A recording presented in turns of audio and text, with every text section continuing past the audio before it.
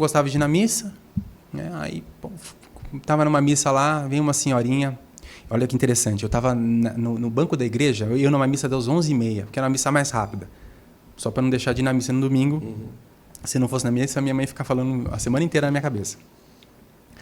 Aí eu estava sentado lá no banco pensando, caramba, né? Por que eu acredito em... as pessoas me fazem de bobo, né? Porque assim, por que a pessoa me faz de bobo? Eu sou tão bobo, eu fico acreditando em tudo que me dizem, ficam me fazendo de idiota. Estava pensando dentro de mim. Aí uma senhora veio, falou assim, olha, você não quer participar do encontro de jovens? Eu falei assim, não quero, não. Eu falei assim, não, é muito bom. Porque às vezes, olha o que a mãe falou, às vezes a gente, né, tá lá, a gente é muito inocente, os outros fazem a gente de bobo, não sei o quê. Caraca. E assim, é importante a gente ficar mais inteligente, mais sábio de vir no grupo, as pessoas não fazem a gente de idiota.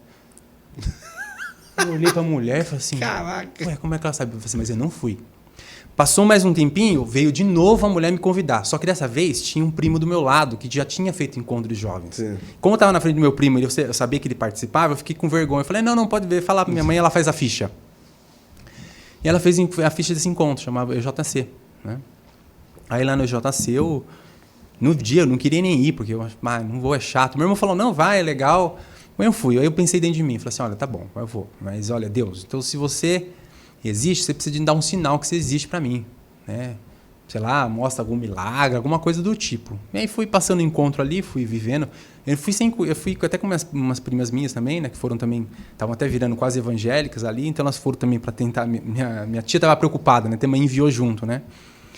E eu lembro que a experiência minha foi o seguinte: eu lembro que teve um momento lá nas 3 horas da tarde que tinha lá uma reflexão lá da pedra, que fazia uma reflexão com a pedra. Você recebia uma pedra de manhã. E ninguém explicava por que você estava com aquela pedra na mão. Passava o dia inteiro, eu lavei minha pedra, fiquei capaz, não entendia por que servia aquela pedra. Na hora de uma reflexão lá, ficava o Santíssimo, e aí tinha lá uma cruz desenhada no chão.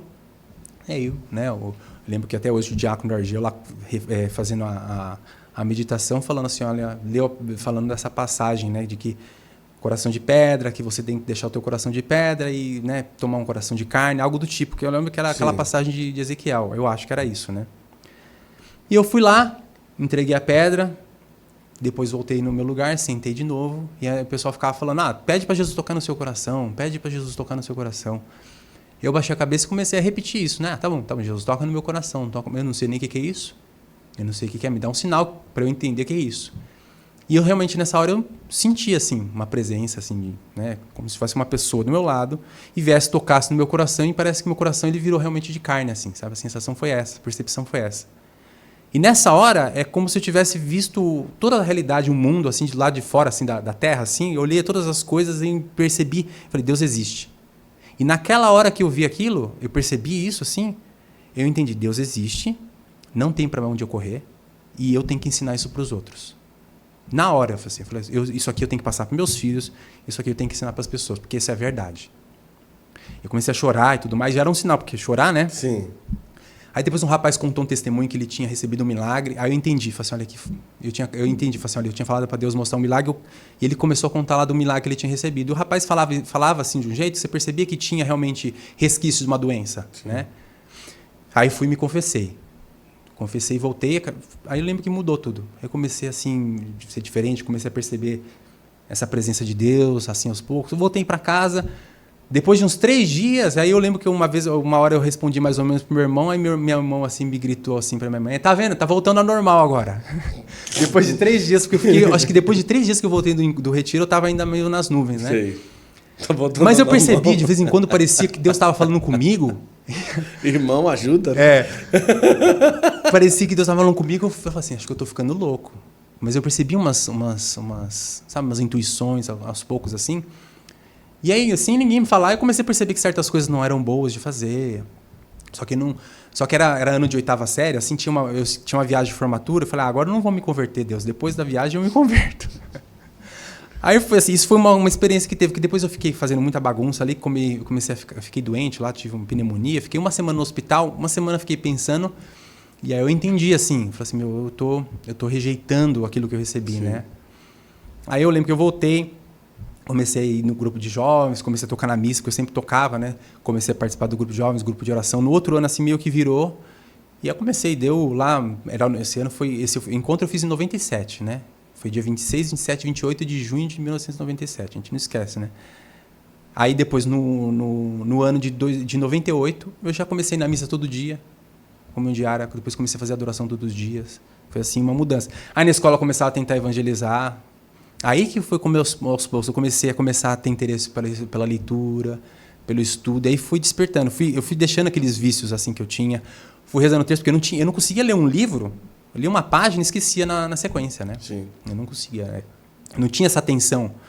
E aí eu comecei a fazer esforço. Eu acho que o terço me ajudou muito. Porque eu lembro que eu rezava o terço te ajuda você a tentar meditar, Sim. forçar.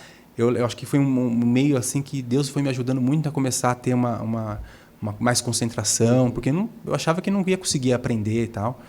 Aí fui lendo Vida de Santos, começava a ler. O que eu estudava era só Vida de Santos, Bíblia e Catecismo, era isso que eu lia, né? Não tava, os assuntos da escola não eram muito interessados, assim, né? Na época eu também até comecei a namorar, então tocava no grupo de jovens, tocava em retiros.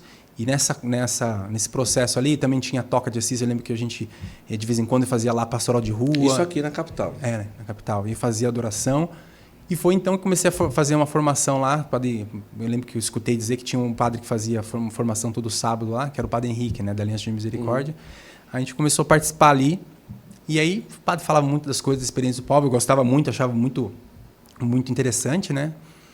E eu nem sabia, mas enfim, comecei a fazer faculdade, comecei a trabalhar. Aí um amigo meu, né, o Custódio, que era da minha paróquia, hoje é padre, né, o padre Custódio, ele entrou na aliança, depois ele marcou para conversar com o padre, né, marcou aquela conversa ali, jogou umas ideias, eu fiquei meio assim, falei, será que tem alguma coisa ou não? Comecei a ficar com dúvida, será que Deus pode estar me chamando para alguma coisa? Nunca tinha sentido assim de nem seminário ou nada, mas eu sentia que eu queria fazer alguma coisa para Deus.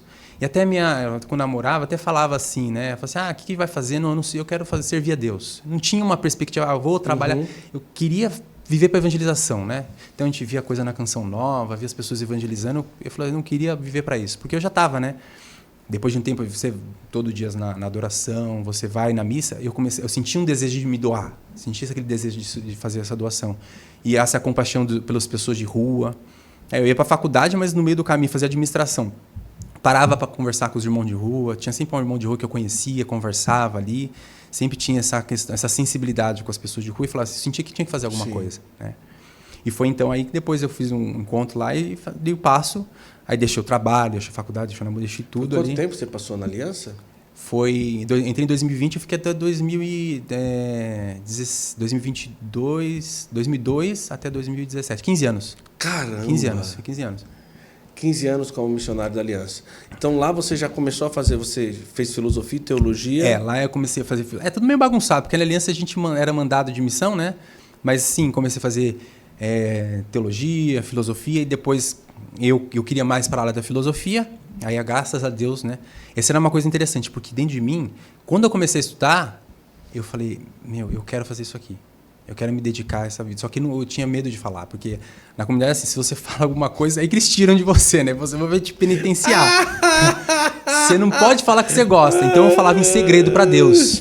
Falava em segredo para Deus. Aprendam, jovens. E aí foi. Só que até antes disso, tem uma coisa... É uma experiência, acho que é a última experiência, que eu estou contando tanta experiência, né?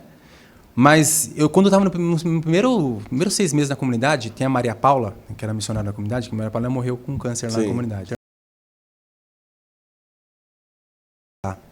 Sentou para conversar comigo, ela chegou para mim e falou assim, tá, por que você acha que você é burro? Nossa. Mano, falou, lembra daquela história quando eu era pequeno? Nossa, na lata. Na lata. Por que você finge que você é burro e você não é burro? Eu falei, fica assim, você tem tantos talentos, você está enterrando um monte de dons. Tem gente que não tem os talentos que você tem, está dando muito mais do que você. Né? E depois eu entendi que eu realmente tinha essa coisa, eu achava que eu não ia aprender. E aí só que é uma coisa que desbloqueou, assim. Tanto que quando eu comecei a fazer faculdade, o que acontecia era o quê? Todo mundo vinha perguntar para mim as coisas. Quando eu tinha trabalho, tirar dúvidas, querer estudar comigo, né? Muitas vezes. Tinha gente que se aproximava e falava assim, nossa, mas quando eu peço para você explicar alguma coisa, parece que o mundo para. Você não dá atenção para mais nada e você me explica como se fosse a única pessoa que existisse na face da Terra. E eu fui entendendo isso, né? Pedi para Deus e, assim, graças a Deus, ele foi abrindo esse caminho, porque... E depois a gente vai entendendo, né? Eu falei, quando eu fiz aquela experiência com Deus ali, quando eu senti que Jesus ali tocou, que eu entendi, eu falei assim, eu quero ensinar isso para os outros. Uhum. E é o que eu faço, porque depois eu até na comunidade, depois fiz um ano sabático, a gente saiu, eu já comecei a dar aula, na faculdade também. E sempre ensinando as coisas de Deus, né? A gente continua, eu, minha esposa também é psicóloga, ela atende muito as pessoas assim no ramo religioso, pessoal da aliança, assim, muito, né, no nicho muito, né, de pessoas católicos e tudo mais, né? Então a gente continua trabalhando assim, da mesma maneira que a gente estava como missionário trabalhando, né, na evangelização, a gente continua também na evangelização. Eu estou estudando, ainda estou na faculdade dando disciplina para molecada que não quer saber de nada.